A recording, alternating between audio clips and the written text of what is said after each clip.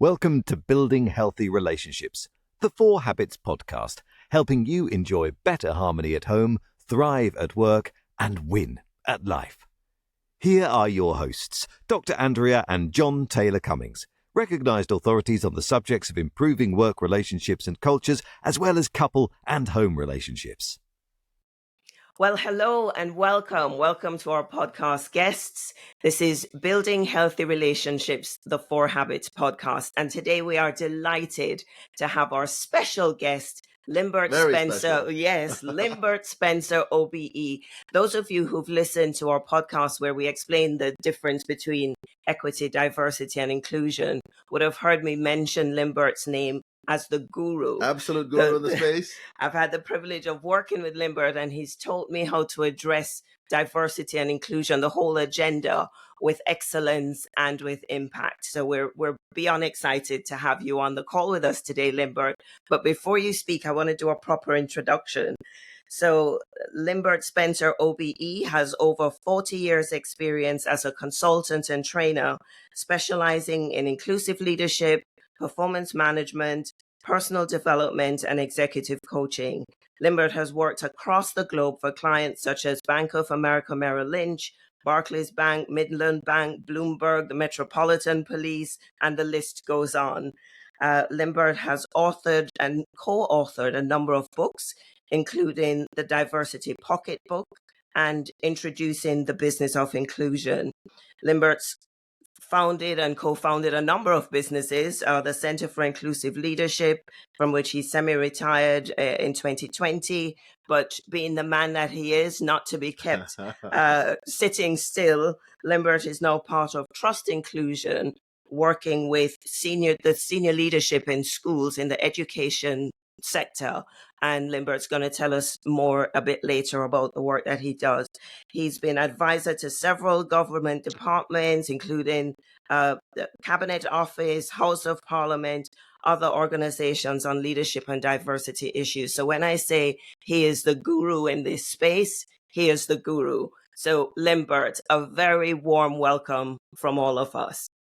Well, thank you. Thanks very much, Andrea. There's a number of things always on CVs, and I can't keep up with it myself. If I'm not mistaken, Linbert, don't you have some acting in there and some Yes, the radio athletics, show. national athletics, decathlon? I tell you what, man of many talents. Yes, but that's a long time ago. Several pounds lighter, more muscle, less fat. But yes, there's those things. You're doing yourself an injustice because you've taught me even more recently how to do push-ups properly. So, gosh, what a memory! What a memory! But well, for it's lovely to be here and to have the opportunity to share with you. And thanks for inviting me. Our pleasure. Absolute pleasure. So let's jump into it. I mean, there is just so much that we could talk about, but we wanted to start with talking about some of the things that you're passionate about. What is it that drives you? What's your passion? What's the difference, the change you're trying to make here? And then we'll circle back to the part that relationships have had to play in that, because as you know, this is building healthy relationships. That's a key part of what we're trying to do, help people find a way to thrive at work, to win at life, and if possible, find better harmony at home as well. So what are some of those things that drive you, and what part of relationships had to play in that? What's driving your passion in this season? In this season of life, exactly. Yeah, absolutely. Well, I think that the driver for a long time now has been about inclusion. The seasonal changes, as it were, tend to be the particular sectors that I'm engaged with, but the passion has always been inclusion, certainly for at least the last 20 years. Because for me, it's all about enabling, supporting, getting leaders to recognize the importance of creating and maintaining inclusive environments. And when I talk about an inclusive environment, I define inclusion as an emotion. It's how we feel. And that feeling, that sense of being included, is generated when leaders and other enablers have their people feel respected, trusted, safe, valued, and having, as a consequence of that, a sense of belonging. And Yeah. that, for me, is inclusion. And I often say, to would-be clients, the answer is inclusion. Now tell me what your question What's is. the question? Because I do believe that once you have a bunch of people in a team, in a group, in a community, even in a nation state, or dare I say, different regions of the world, if they feel respected, trusted, safe, valued, all sorts of things are possible. Absolutely. If they don't, everything becomes difficult. And Yeah. at the far end of the scale, you basically have war. Yeah. And going further, you have genocide. So this isn't just about, half a dozen people in a team running a retail environment or manufacturing. I believe it's for the whole world, frankly. So Wow. that's the passion. That's the Wow. passion. We can hear that coming through loud and clear. Yeah, and my mind is being drawn to what's going on at the moment around the world, in the Middle East and different parts of the world there. As you say, it can lead to all sorts of things when people aren't included. Yeah. Yeah, Wow. we don't need to look very far. Mm. And we don't need to have a massive imagination. But somehow those connections don't ever seem to get made. Which, brings us neatly onto the second part of that question is, what role do you see relationships playing when you describe inclusion in such a powerful way? What would you say about the role relationships have to play in that? Well, I think relationships are integral to this. And I'm never quite sure what drives which. Because if there is no inclusion, if there isn't that sense of feeling included, it's hard to maintain relationships. Yet, relationships are also part and parcel of being in a place where you feel included. You don't feel included on your own. It's not it's not something that happens in isolation. So it's happening in relationship with other people. So it's almost a symbiotic relationship. But if there's no positive relationships, then you're unlikely to feel included. At the same 100%. time, if there isn't a sense of inclusion, you're unlikely to have and maintain positive relationship. Yeah. So there is that symbiosis, I think, that goes on. And for me, it implies, and we don't spend a lot of time on this in the much of the work that I do, because it's corporate or it's based around organizations. There's also something about managing your own inclusion. What do I need to do in order to have a sense of feeling respect? If I don't respect me, it's pretty tough for others to respect. So, but that's a whole other program. Yes, that's for the next conversation. I was just thinking that. And actually, in the workshops that we do, we quote you a lot when we talk about inclusive leadership because of the definition that you have. That intentional relationship of influence. Do you want to tell us some more about that? Well, yeah, I mean that's around the whole being an inclusive leader. Yeah. And I've always separated the two things out. So a leader for me is somebody who is creating and maintaining an intentional relationship of influence. Yeah. Right. And it's not necessarily about hierarchy. So your leader can be anywhere in the organization. Yeah. And they are concerned with influencing others. They're intentional in that. And then when we come to thinking about, or when I think about an inclusive leader, it's about an intentional relationship of influence designed to enable people to feel respected, trusted, safe, valued, and have a sense of belonging. Wow. Yeah. And if I break this down, I kind of sometimes say, look, the whole point, all you have to do as a leader is work out how to have the individuals in your team, in your group, feel respected, trusted, safe, and valued. Yeah. Do that. Don't worry about anything else. Just do that. Do that. Go away. Mm-hmm. You can do it. You don't need me to tell you, because you need to get to know your people in order to do that. And this brings in the second, the whole thing about equity or equality, which, as you know, I talk about in terms of just treating people equally well. And you can't do that if you don't know who the people are. Yeah. Well, that's Otherwise, why. you apply the blanket approach, and that doesn't work. Absolutely. And it implies treating people differently. And that's why there is such an issue, I think, often for organizations and leaders in organizations, because they confuse treating everybody the same with treating people equally well. Absolutely. And that's Well what I said. mean about Linbert helping to separate the strands so that we have clarity about what it is that we're really trying to achieve and doing it better.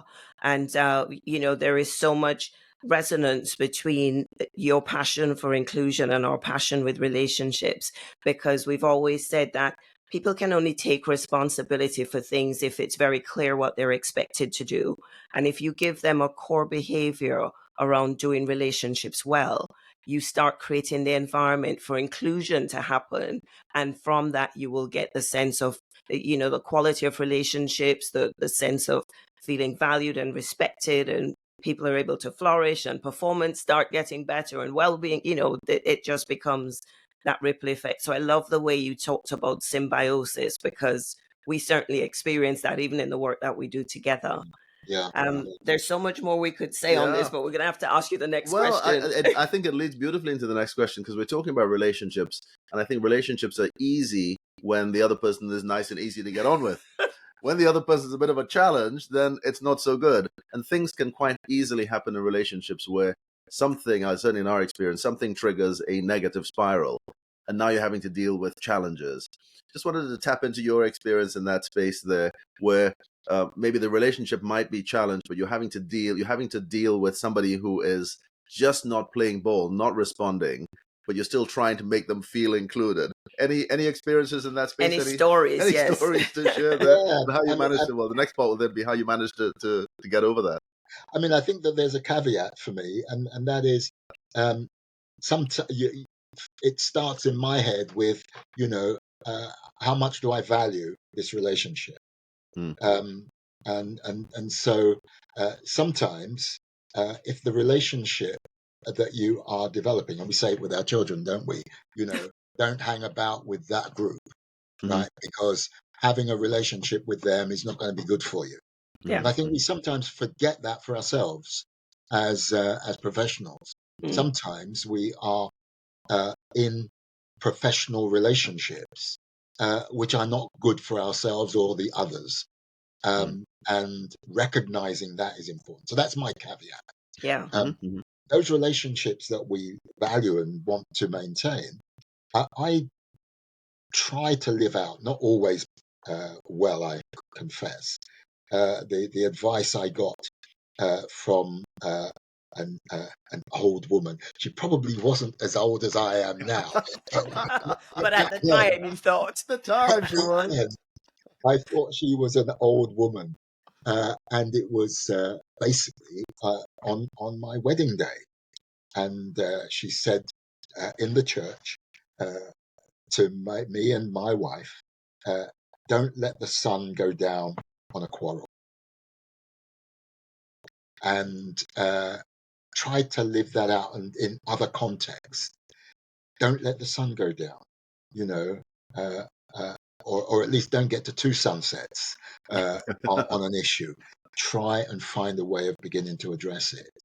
And that's really important, and that's tough. But the further away you are from a situation which has broken down or is becoming fractured, it seems to me, in terms of time, then the more difficult it is to repair. And I'm pretty certain that you will have experienced what I've experienced in especially in a church environment, where you can have individuals who are in that environment who haven't spoken for years. Mm-hmm. Sometimes they've even forgotten what the rift was about. They just know they don't speak to that person, which then carries on and can carry on through generations. And that also happens in the corporate world, where, one department, we never speak to them.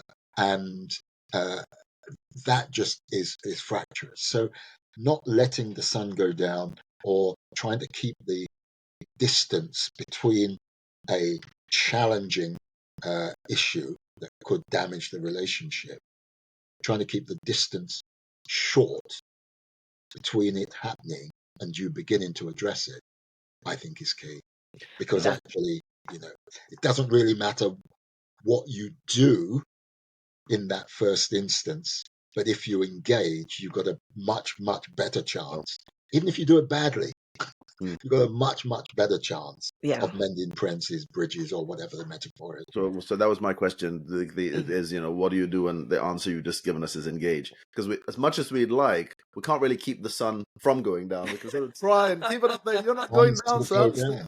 But that's such a powerful point, not leaving things to fester and allowing time to pass, because then we each tell ourselves, we get trapped in the narrative in our head about what actually happened. And that's the thing that becomes bigger and bigger with the negative emotions. And quite often, I love what you said about, even if you do it badly, just engage, because a lot of times people feel unable to address it, or afraid of addressing it, or not knowing how to address it. And because of that, end up not addressing it at all. And that just makes it worse. Very powerful, very powerful. You shared one bit of advice, which would have been our next question. What advice have you heard about relationships that really landed well with you? So maybe we'll push you to think of another. But out of that, we'd love to know, what do you want to pass on to the next generation? And maybe in answering that, you could do that in terms of your own children and grandchildren, what you'd love for them to take on, but also in an inclusion sense, what would you love the next generation across the world to embrace? Big question, so I'll hand it to you. Yeah, they are big. I think that that notion of keeping the distance short between the incident or whatever it was and seeking to address it is so fundamental. So I would reiterate that. I think the other bit of advice is actually to be brave, because very few people have died, in my understanding, from engaging with somebody because something has gone wrong with their personal or corporate relationship, right? It's actually unlikely to be life-threatening, Yeah. but it could be phenomenally life-enhancing. So there's huge potential gains against, actually, there might be a kind of loss of face in the first instance. You might just have to recognize that your ego shouldn't get in the way of you being the one to say sorry. Because so often we go back to what I call the school playground. It's their fault, therefore I'm not going to do this or that. If they say sorry, then I might, kind of approach. And so nobody makes any progress. But the thing for me is that notion of being, you talked about responsibility earlier on. And I like to play with words, and I break that one down into responsibility. And the extent to which we fail to take responsibility is the extent to which we literally give up our ability to respond. Wow. And so that notion, of going back to school days and the playground, I'm not responsible because that is perceived as blame, I think we take into our adulthood, into our relationships, whether we're talking personal, whether we're talking in the organization. I'm not to blame, therefore I'm not going to take responsibility. And the minute we position ourselves in that place, we quite literally, as I say, give up the ability to respond. And Powerful. that's a real, that just kills it. Mm. Wow. That is, yeah, that one lands Mm-hmm. really powerfully.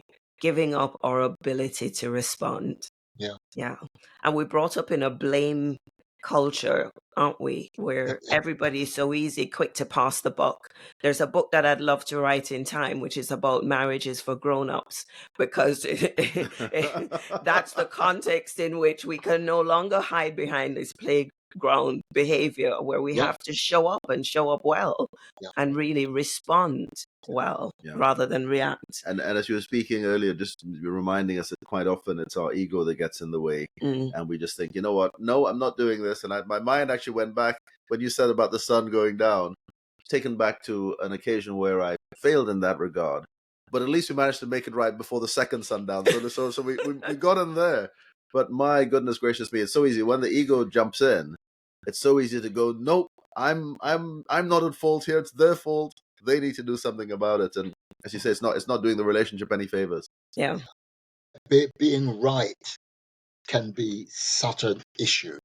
Because I'm right, I'm not going to do anything about this because I'm right, I'm not at fault. And maybe we just need to think about, making things right rather than being over concerned about being right, which is a whole different way of being.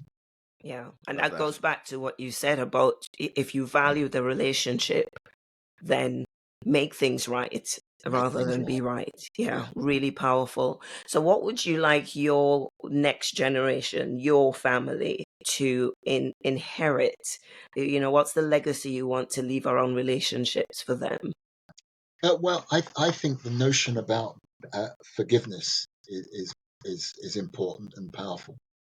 And again, it helps me to actually focus on the word, and it's about being for giving as opposed to Wow. being for receiving. Wow. Okay. You're and the really powerful thing about that is when we really get that, and when we seek to engage in our relationships from that standpoint, we recognize that actually we are the beneficiaries. We are the beneficiaries when we are people who seek to be forgiving. And I think, again, going back to the impact of wider societal norms or societal common sense speaking, we often talk about forgive and forget, and we link them as though they were joined at the hip, as it were, and they're not. And what we end up thinking is, I can't forgive that person, that thing, because I'll never forget it. And they're different things. Yeah. We are likely to maintain the memory for some time, even if we are committed to forgiving. And separating those two can be really liberating. Yes. I've forgiven you, which means I'm not going to hold it against you. I'm not going to bring it up every time we have a conversation. I'm not going to badmouth you about that. But to be perfectly honest, I can't forget it just yet. Mm-hmm. It's still there. I'm not going to pretend I've forgotten it. And I think that that's what often gets in the way of people being forgiving. Wow. Because they know they'll not forget for some time. And our society says forgive and forget. Well, they're not the same thing. I think that's just so liberating. I think as you put it there, separate the two words just allows people to then say, oh, maybe there's a world in which I could forgive because I'm not being asked to forget at the same time. And I think that's the liberating power in separating the two there. And it goes back to what you said earlier about our ability to respond well.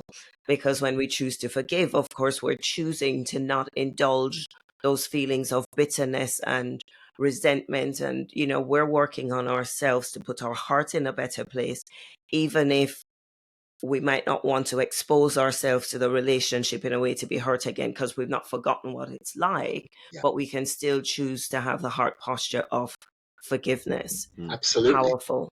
Absolutely. Powerful. I'm sure there's so many words you could unpack. I just wanted to ask one more question, perhaps. If that's such a powerful message to give to the next generation of young people, what would you give to maybe the next generation or even the current generation of leaders out there, whether they are corporate leaders, whether they are school leaders, church leaders, community leaders, country leaders, given what's going on around the world? What would your message be there, I guess, from your heart of inclusion? But in general, what would your message be to them in that space? That's a big question. It is a big question. It is a big question, but in many ways, I think I'm a one-trick pony, John. Because I just go back to inclusion, and my message would be: ask yourself, if you're a leader, it doesn't matter at whatever level, how can you enable all your people to feel included, and how can you create and manage that inclusive environment? And there are probably 4 things that need to be taken into account, I think, in doing that. The first is you need to get to know your people. Now, if you're a nation state, you obviously can't get to know all of your people, but you need to get to know your nation, your direct report, the people who are directly around you. And you need to be behaving with them in a way that's going to be reflected down the hierarchy, as it were. Sadly, we've seen in terms of our nation's leadership in the last couple of years that actually that spiraling down happens, doesn't it? Yeah. The leadership wasn't great, and then that just dripped down. It drip fed everything else. So recognize that you need to get to know your people if you're going to treat them equally well, so that they can be their best self and do their best work and feeling good. And you might need also you must then model that behavior. It's no good asking people to stay at home and then going to a party just to. Oops. Nobody's ever You done went that. there. I'm sorry, I couldn't help myself. You can't do that, because the people who know the truth are in the outer office, as it were. Because I grew up in an age where leaders had offices. There was an outer office with secretaries and other acolytes and so on. They know the truth, and they know that the memo is meaningless. Yes. Yeah. And guess what? They're talking to other people who are getting the memo. So you need to model what it is that you're seeking to create in terms of an inclusive environment. And you might need to challenge people who are not actually operating in the way that you are modeling and that you would want. And that, I think, people find difficult, whether we're talking about personal relationships at home or in our wider extended family, or we're talking about the corporate or global world. And one way I believe of doing that in a way that can be really powerful is just to remember and then challenge people with whatever the values are that you espouse, either in your family or in the organization. And just ask the simple question, to what extent does this behavior or what you said this morning, how does that align with our value of X? Can we have a conversation about it? Yeah. So the challenge isn't saying you behave badly. Yeah. It's saying, can we have a conversation? Yeah. And I think that can be very powerful. Yeah. And then, the fourth thing is to actually find a way of, and again, you might need to lay aside your fears here and ask the question, what do you need from me if you're going to be your best self and do your best work? Awesome. So that's it. Linbert, I hope we can have another conversation, because there is so much wisdom that you just naturally ooze in every conversation, everything you're saying, so much for us to take in. But I know that we're up against the clock. Yeah, I was going to say, but it's almost like every word you have, you can unpack and put it into 2 or 3 parts that all just bring light. Yeah. It's been really wonderful talking. I love those 4. What was it? So I'm going to put it into relationship language, because the first one you said was get to know your people, which is build a relationship, right? Yeah. And then model, challenge, and number 4 was Hold them Support. accountable to it. Yeah. yeah. Well, and ask what they need from you. what they need from Oh, you. what they need from you. Okay. Love What it. do they Love need it. from you? And so that's a much way of there. supporting. And I think too many leaders, whether we're talking nationally, internationally, or locally, too many leaders have an idea of what support looks like, but they never ask the people what they need. What Yeah. they need. Yeah. Yeah. And So powerful. Wow. We'd love to do our bit to help you get your word out. Is there anything we can share with our listeners here today, viewers? Everybody's going to want to be in touch Everybody's going with to want you to find now. out more. What? Well, I think the easiest way is my website, which is Linbert Spencer .co.uk. All right, we could certainly put that in the show Very notes. easy. LinbertSpencer.co.uk. Yeah, and then there's the other work, especially if you're involved in education, which would be Trust Inclusion, again one word, .org.uk. Trust Inclusion, another play on words, which is Exactly, I love that one. Yeah. Trust inclusion, but inclusion for the trusts. Yeah. Yeah, absolutely. Beautiful. Yeah. So what was that? Trustinclusion.org.uk. We'll put it in the show notes. Yeah, wonderful. Well, I think, as they say in the acting world, it's a wrap. We're gonna have to. It's a wrap. We're It's gonna wonderful. Conscious, you've got a train to go catch, so we better let you go. But we could talk for hours, Linda. It's been a real delight, pleasure, privilege having you on with us. We can do it again when my next book comes out next year. Oh, Hey, fabulous. We're going to hold you to that. Thank you. Lovely. Anyway, we'll ask everybody else, please like, share, subscribe. This is one of those podcasts that we definitely, well, all of them, we want to get out there and share the message about how we can each take personal responsibility and improve our ability to respond well as we relate to each other, build those skills so that we can turn out better, have better conversations, and get better outcomes in all of life. Brilliant. So thanks for being with us. Look forward to it. All right. Thank you. See you again soon. Thank you. Bye-bye. Bye. We hope you enjoyed that episode. And if you did, and you want to hear more, the best thing to do is subscribe. Then you'll never miss an episode. There's a new one every Friday. You can stay connected with us on social media at The 4 Habits for updates, behind-the-scenes content, and to participate in discussions related to the show. We always love to hear from you. And of course, if you've enjoyed this podcast, please leave us a review on your preferred platform to allow us to reach more listeners and help people around the globe radically transform the way they do relationships so they too can enjoy better harmony at home, thrive at work, and win at life.